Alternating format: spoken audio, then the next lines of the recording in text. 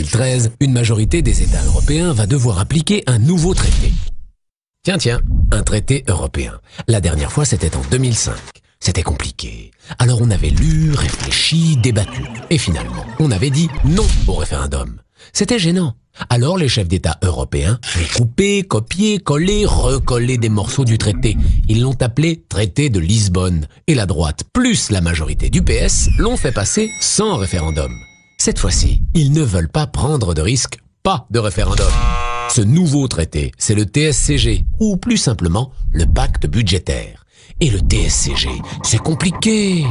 Il y a d'abord la fameuse règle d'or. C'est l'obligation pour les pays d'arriver à l'équilibre budgétaire, c'est-à-dire ne pas dépenser plus qu'ils ne gagnent.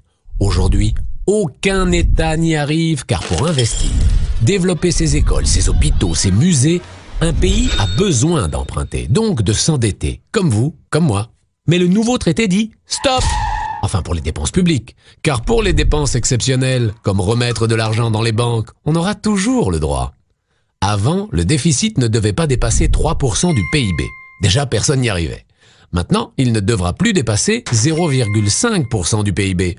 Par exemple, en France, en 2010, ce déficit était de 5% du PIB, ce qui représente 96,5 milliards d'euros. Si on avait dû le ramener à 0,5%, cela aurait voulu dire une économie de 87 milliards d'euros. Pour réaliser cette économie, on aurait pu par exemple supprimer l'école publique, 61 milliards, plus la police, 25,5 milliards, enfin les vendre à des groupes privés. Difficile à imaginer, n'est-ce pas? Et si on n'obéit pas, c'est la punition.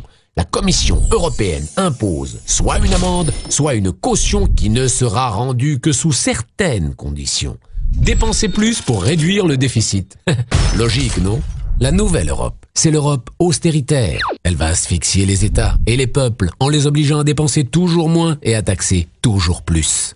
Dans cette nouvelle Europe, il sera impossible, voire illégal d'investir sur le long terme.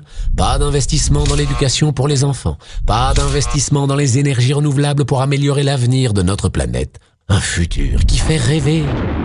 Pourtant, d'autres solutions sont possibles. Par exemple, faire que la Banque centrale européenne prête l'argent directement aux États et non plus aux banques.